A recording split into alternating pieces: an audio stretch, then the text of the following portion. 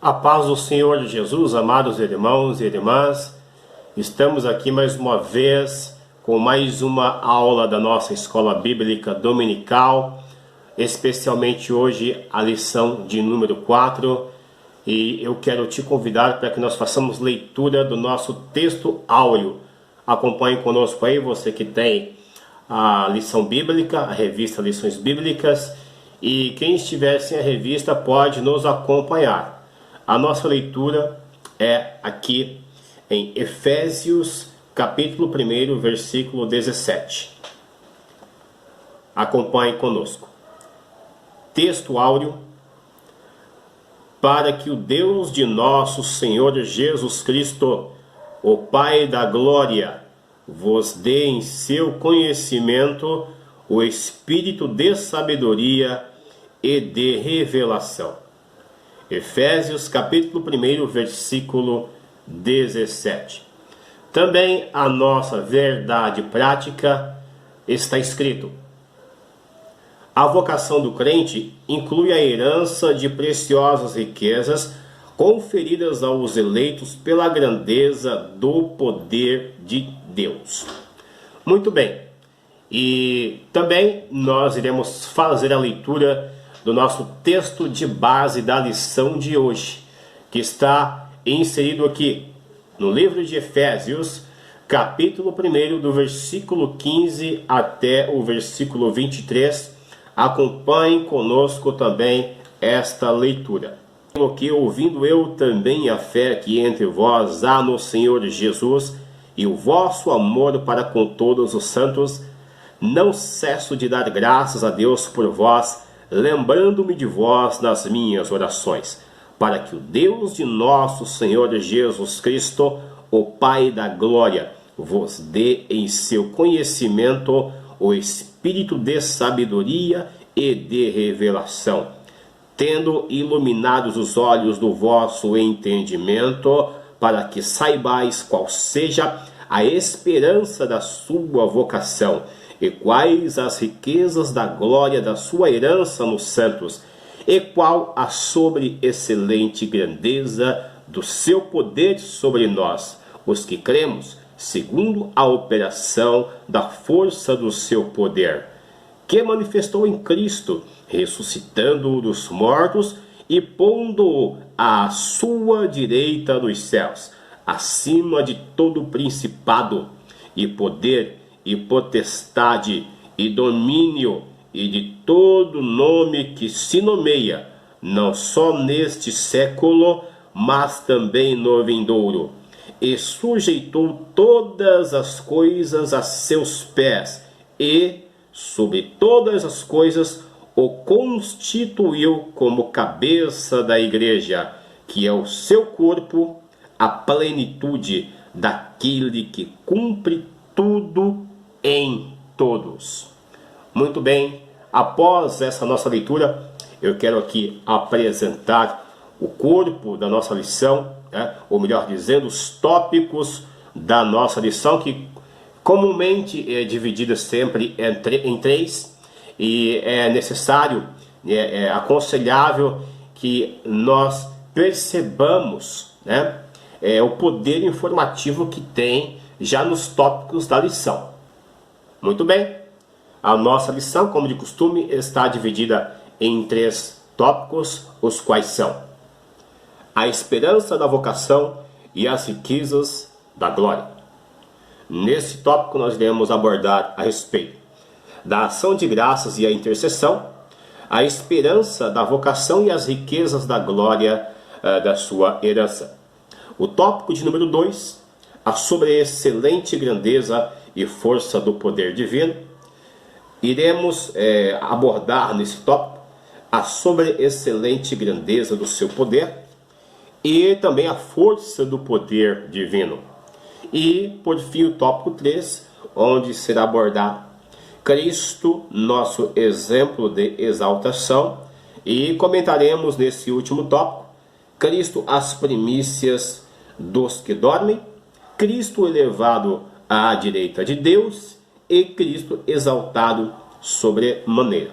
Bom, queridos irmãos, voltando então aqui ao nosso tópico 1, né? É apresentado aqui o tema central da nossa lição, que você pode acompanhar aí: a herança de riquezas, a herança de preciosas riquezas espirituais conferidas aos eleitos faz parte da vocação do crente.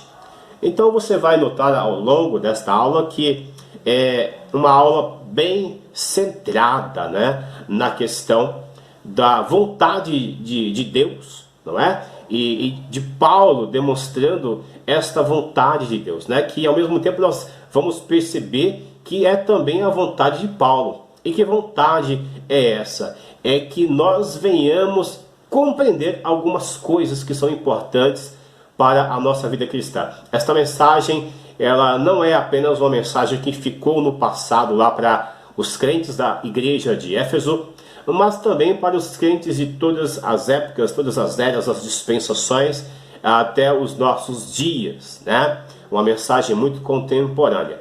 Então, que desejo é esse de Paulo que ele expressa, né, nas Escrituras, na carta aos Efésios, especialmente nesses textos que nós iremos abordar hoje? Que desejo é esse? O que Paulo queria tanto, desejava tanto que nós tomássemos conhecimento. É sobre isso que nós iremos falar hoje na aula da Escola Bíblica Dominical, lição de número 4. Então, acompanhe.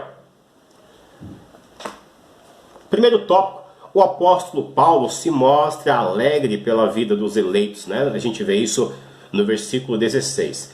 Ele não cessa, inclusive, de agradecer por eles em oração, né? Está sempre orando, né? Uma oração incessante. Essa gratidão é devido às bênçãos recebidas, as quais já até abordamos na aula anterior, e que são eleição, predestinação, a filiação e o dom do Espírito Santo. Além disso, em sua intercessão, no versículo 17, o apóstolo também pede a Deus para que nos seja concedido o espírito de sabedoria e revelação. Tá? Ele deixa claro o quanto é impossível que alguém perceba a glória dessas boas novas sem que Deus lhe ensine. Sem que Deus lhe ensine, né? Que Deus nos ensine. Então, Paulo ele roga ao Senhor para que o Espírito nos dê essa compreensão. Você percebe então aqui aquilo que Paulo ele está dizendo? Ele pede para que Deus ele nos dê esta compreensão, entender, perceber a glória das boas novas que Deus nos deu. Continue conosco e entenda melhor, né? Aqui já no item de número 2 do tópico 1, quanto à esperança da vocação, no versículo 18. Então acompanhe conosco mais uma vez aqui a leitura do versículo de número 18. Oro também para que sejam iluminados os olhos do vosso entendimento, para que saibais qual seja a esperança da sua vocação, e quais as riquezas da glória da sua herança nos santos. Esse é o versículo de número 18.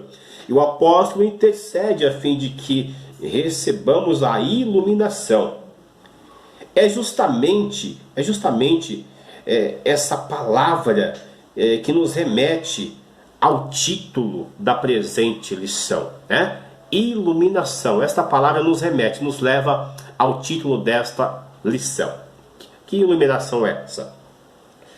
No entanto, os olhos que devem ser iluminados são os olhos do nosso entendimento.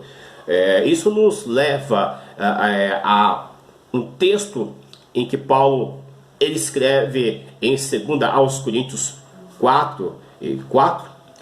Acompanhe conosco aí a leitura de 2 aos Coríntios 4:4. Veja lá. Nos quais o Deus deste século cegou os entendimentos dos incrédulos, para que não lhes resplandeça a luz do Evangelho da glória de Cristo, que é a imagem de Deus. Você percebe que os olhos os quais o inimigo ele quer cegar, são os olhos espirituais. Logo nós não enxergamos com os nossos olhos carnais. Na realidade, nossos olhos carnais são apenas câmeras e nós enxergamos com o nosso cérebro. Só que além do cérebro existe uma outra visão. Esta visão, ela não é uma visão carnal, não é uma visão física, mas é uma visão espiritual. Note mais uma vez a leitura do versículo. Note mais uma vez. Veja só como diz aqui.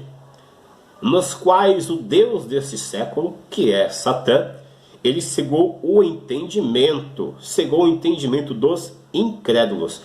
Então aqui a Escritura diz que o que foi cegado pelo inimigo, pelo adversário, que é Satanás, foi o entendimento. Uma coisa é cegar os olhos, uma outra coisa é cegar o entendimento, tá? Continuando aqui. Dos incrédulos, para que não lhes resplandecesse o que? A luz do Evangelho. A luz do Evangelho. Então, está totalmente ligado, perfeitamente ligado com a lição apresentada hoje, esta iluminação que Paulo ele deseja que nós recebamos, né? Na realidade ele apresenta aqui uma vontade de Deus, né? Ele expressa aqui uma vontade de Deus, a questão da iluminação, porque esta iluminação vem da luz do Evangelho, que é justamente aquilo que o diabo ele quer ofuscar, impedir que chegue até nós. Veja só, para que não lhes resplandeça a luz do quê? Qual luz? A luz do Evangelho. A luz do Evangelho. No entanto, os olhos que devem ser iluminados são os olhos do nosso entendimento.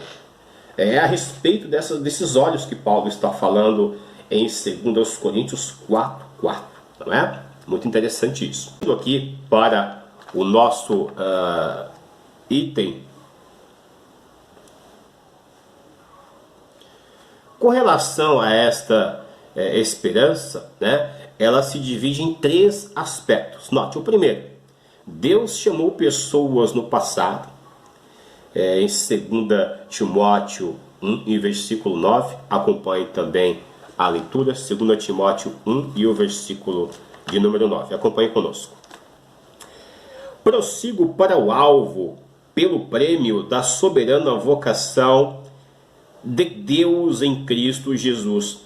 Quando Paulo ele escreveu isso, ele disse prossigo, né?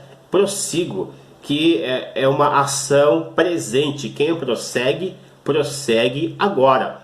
Então essa é a vontade de Deus para nós, que nós prossigamos agora, né? Então uma ação para o presente. Paulo está dizendo aqui, amados, que o alvo ou o fim dessa vocação ou chamado, né, resulta em um prêmio. Portanto, não devemos parar, mesmo agora no presente, porque haverá um prêmio por conta desse chamado. E a terceira, né, é a participação no futuro. Nós falamos que são 3 aspectos. O terceiro aspecto agora ele está localizado no futuro. Então veja só, quando a igreja será apresentada ao Senhor. E isso nós vemos claramente aqui em Efésios 5:27. Acompanhe também a leitura. Efésios 5:27. A fim de apresentá-la a si mesmo igreja gloriosa, sem mácula, nem ruga, nem coisa semelhante, mas santa e irrepreensível.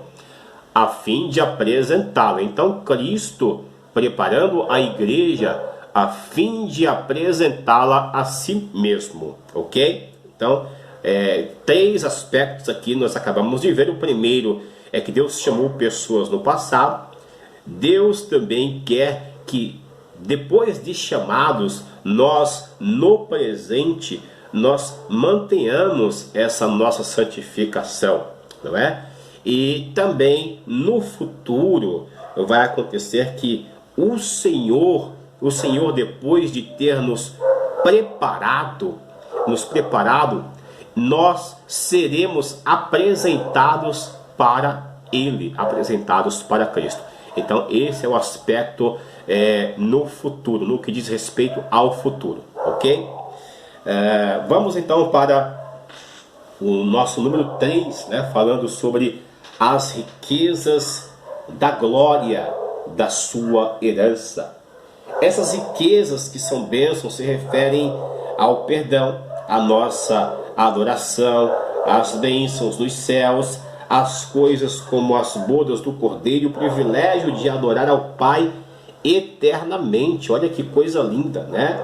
Então, quer dizer que o que faz parte dessa herança, o que nós, talvez para muitas pessoas, herança possa ser somente ganhos materiais, mas para Deus é diferente. O que faz parte da nossa herança é o perdão, a nossa adoção, porque nós fomos adotados por Ele, as bênçãos que nós iremos receber lá no céu, as próprias bodas do Cordeiro, da qual nós iremos participar, o privilégio de adorar a Deus, não só agora, mas eternamente. É um grande presente para nós, um grande presente, uma grande herança e maravilhosa para toda a igreja.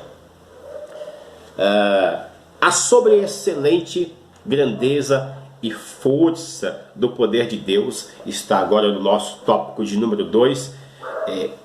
A sobreexcelente grandeza do poder de Deus, né? É um tópico que é bem específico e diz respeito à análise em língua grega das palavras hiperbalo, megetos e dinamis, né? Então nós iremos analisar essas três palavras, que elas têm um uso, né, feito pelo apóstolo de maneira muito didática.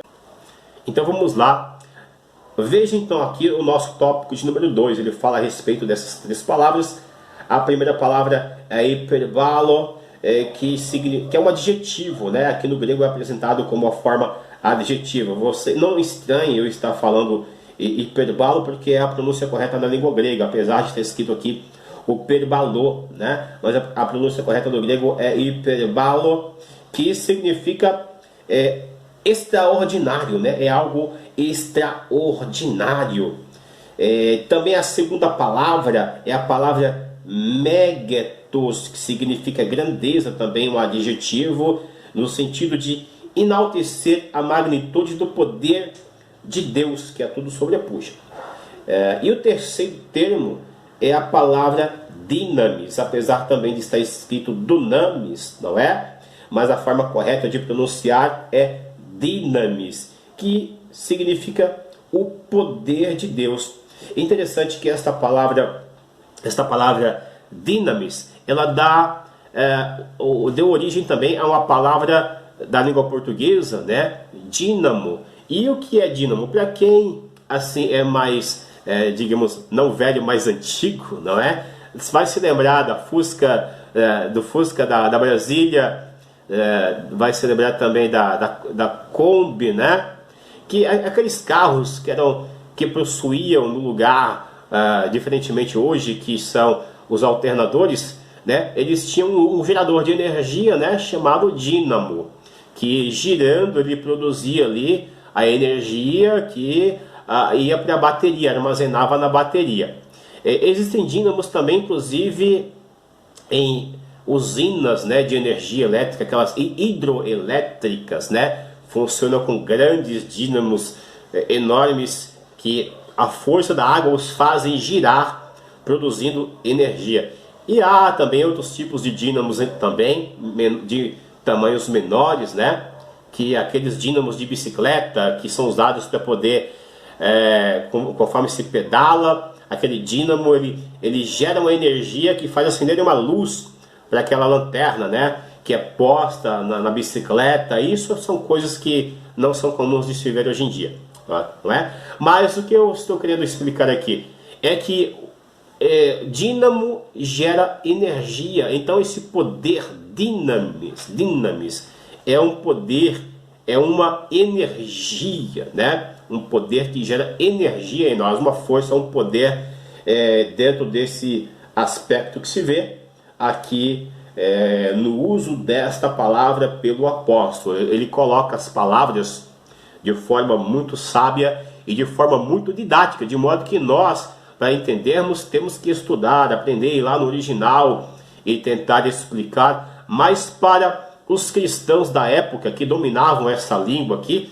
eles entendiam o uso de cada palavra, sendo que Paulo não precisava ser tão didático no sentido de explicar, né, a aplicação de cada palavra etimologicamente. Não, nós temos que fazer isso, porque estamos procurando entender algo que foi escrito para pessoas que viviam, né, em uma cultura de 2000 anos atrás, uma língua que hoje nós não falamos, né, uma cultura ocidental. Então nós temos uma distância aí temporal, temos uma distância cultural, uma distância linguística, e que nós temos que resolver agora, tentando da melhor maneira procurar trazer aqui uma interpretação que venha ser de acordo com o que nós vivemos hoje, né? O nosso contexto de vida atual. O nosso item de número 2 também está relacionado à interpretação de mais 3 palavras, né? E são elas as palavras energeia, que quer dizer operação, né? Significa operação ou energia também, né? Eficácia e poder. Palavra energeia, do grego também energias, que a gente vai falar um pouquinho depois mais sobre isso. A segunda palavra é a palavra kratos, que quer dizer força ou intensidade, e a palavra skills, né? Você está escrito aí skills, mas a pronúncia correta é skills, que é o poder inerente de Deus. Mas como assim, né? Porque é diferente o poder de Deus, né? Ou seja, o poder nele, ou poder nele em Deus, é diferente de o poder dele, né? Existe um poder que é inerente em Deus, que é o poder que está nele, e existe o poder que é o poder dele. Uma forma mais simples aqui de explicar seria até mesmo com relação a nós. Existe um poder, uma força que está em nós, que nós poderíamos aí traduzir como a capacidade que nós temos de realizar certas coisas, né? Essa força que está em nós, ou está no atleta, de realizar certos feitos por si, dentro de um poder que está em si. E o outro poder, que é o nosso poder, né? Que seria o poder da influência, o poder que nós temos de influenciar pessoas, o poder de realizar coisas, sem que nós precisamos estar fisicamente naquele determinado lugar, né? É o poder, é a autoridade que se tem, o poder que se exerce através da autoridade de se falar, de se delegar alguma coisa verbalmente. Então esse é o poder, é o nosso poder, é o poder de um político. Então existe uma diferença, né, entre o poder nele, o poder que está nele, e o poder dele, não, ok? Isso, por exemplo, lendo aqui em Atos capítulo 2 e o versículo 4, talvez esclareça um pouco melhor essa questão. Acompanhe comigo, Atos 2, capítulo 2 e o versículo de número 24. Veja comigo aqui então, Atos capítulo 2 e o versículo de número 24. Mas Deus o ressuscitou, soltas as ânsias da morte, porque não era possível que fosse retido por ela. Note bem, não era possível que Cristo fosse retido pela morte. Por quê? Por causa do poder nele e não do poder dele. Porque na realidade, quem ressuscita Cristo é Deus, que é o Pai. Ele foi ressuscitado pelo Pai. Mas mesmo assim, o poder nele, em Cristo, sendo ele também Deus, o poder que estava nele, jamais poderia permitir que ele permanecesse na morte. E interessante também, né, que o próprio versículo ele fala das ânsias da morte. Isso quer dizer que a morte, ela é ansiosa por nos tragar. A morte, ela tem uma ansiedade, ela tem uma fome, um desejo de nos tragar, de nos destruir. Mas todos esses anseios, né, da morte tiveram que ser soltos, tiveram que ser anulados, porque nada pode reter Deus morto, como morto. É impossível, porque é o poder que está nele impede que isso possa acontecer.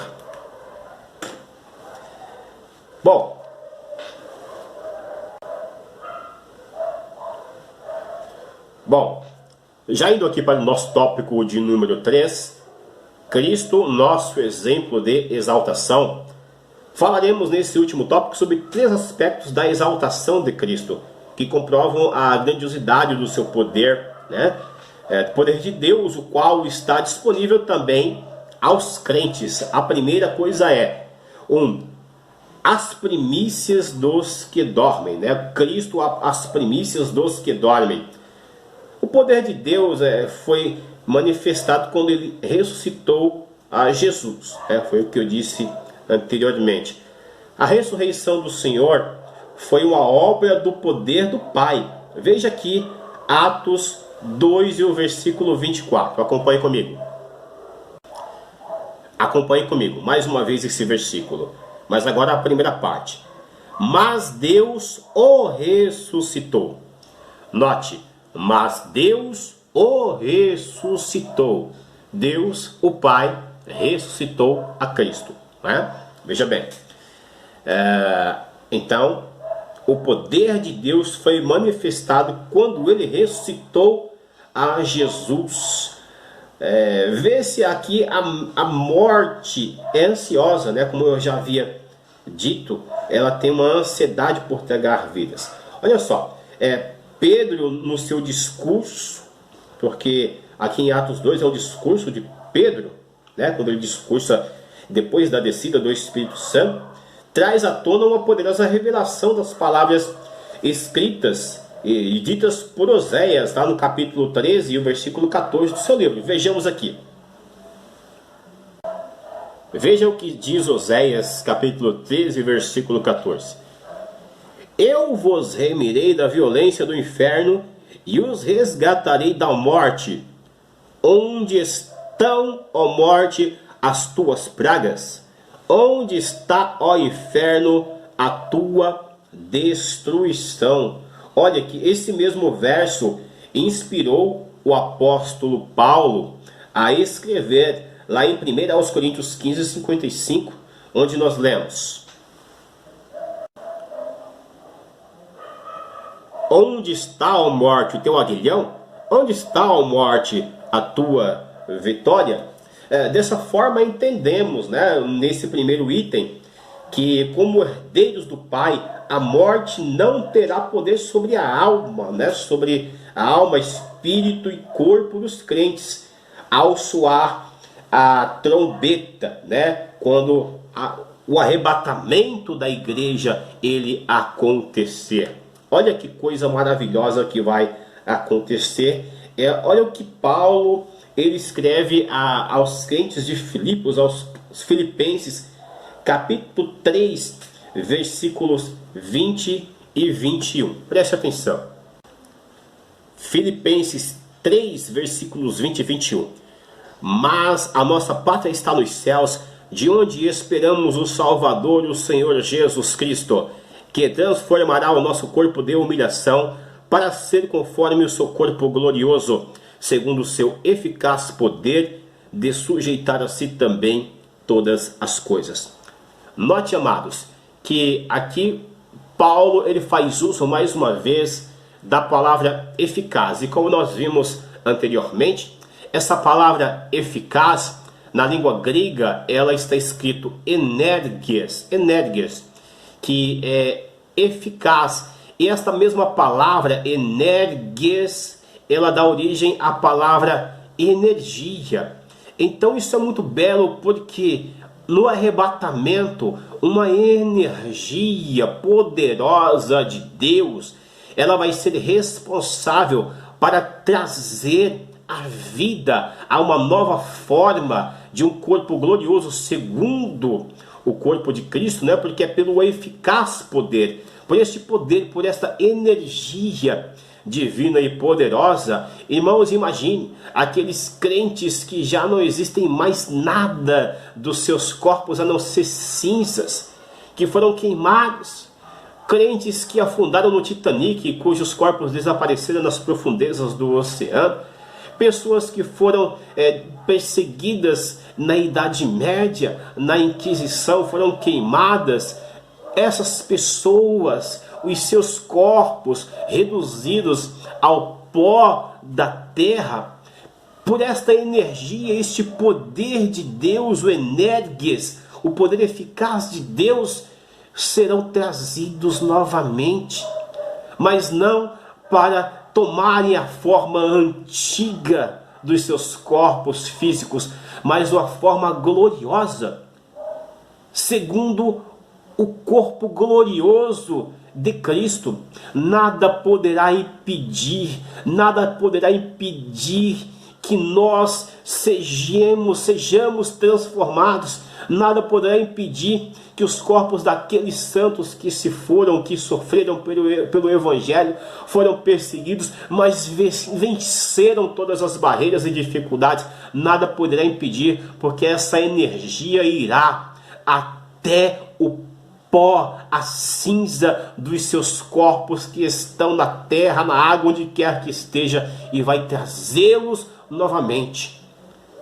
E nós, os que estivermos vivos nessa ocasião, nós seremos transformados por esta energia, por este poder que é o Energes, que é o eficaz poder de Deus na ocasião do arrebatamento da igreja. Então, a primeira coisa, Cristo é o nosso exemplo de exaltação. Glória a Deus. A segunda coisa, Cristo elevado à direita de Deus. Após a ressurreição se segue a sequência, que é a elevação do Senhor, que é a sua ascensão aos céus. E quando Cristo se assenta à destra do Pai, que é uma posição de privilégio após o seu triunfo na cruz, conforme se lê aqui em Colossenses 2 e versículo 15, veja só.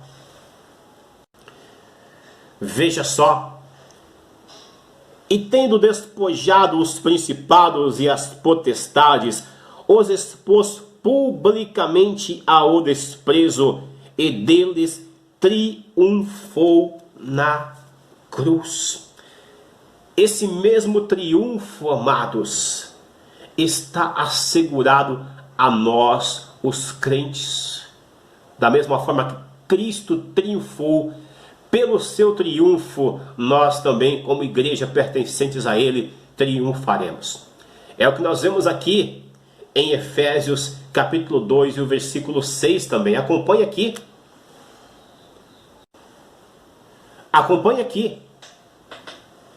Para louvor e glória da sua graça, a qual nos deu gratuitamente no amado. Que coisa linda, que coisa maravilhosa, né?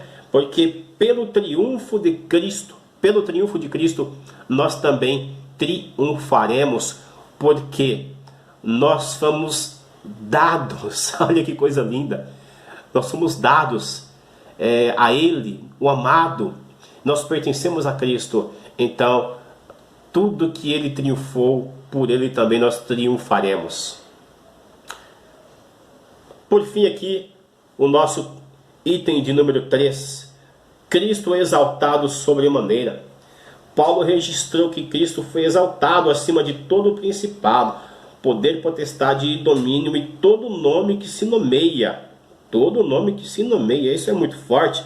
Veja o que está escrito aqui em Efésios 1 e o versículo de número 21. Acima de todo principado e autoridade, e poder, e domínio, e de todo nome que se nomeia, não só neste século, mas também no vindouro. Esse triunfo trouxe um duplo benefício à igreja. Primeiro, Deus ele fez Cristo cabeça da igreja, lembrando que a igreja, né, lembrando que a igreja ela é o corpo de Cristo. Cristo ele é a cabeça e a igreja ela é o corpo. Então esse é um grande benefício. Você, igreja, nós como igreja, que somos um corpo, termos como cabeça o próprio Deus, Cristo Todo-Poderoso, isso é um grande privilégio para nós, igreja. Tem mais. Número 2. Ouça isso. Nós, igreja, fomos designados por Deus para sermos a expressão plena de seu Filho, nosso Senhor Jesus Cristo. Que privilégio, irmão, sensacional, né? E impressionante. Privilégio maravilhoso. Que privilégio impressionante, né? Que lição maravilhosa essa que nós tivemos hoje. E eu espero que você tenha compreendido e espero também que no decorrer de todo este trimestre você possa. Fica então esta lição para a nossa reflexão, que possamos compreender o valor de toda essa benevolência que nos foi concedida pelo nosso Pai, através da pessoa bendita do Filho, nosso Senhor Jesus Cristo de Nazaré. Que Deus te abençoe e até a próxima aula. A paz do Senhor Jesus.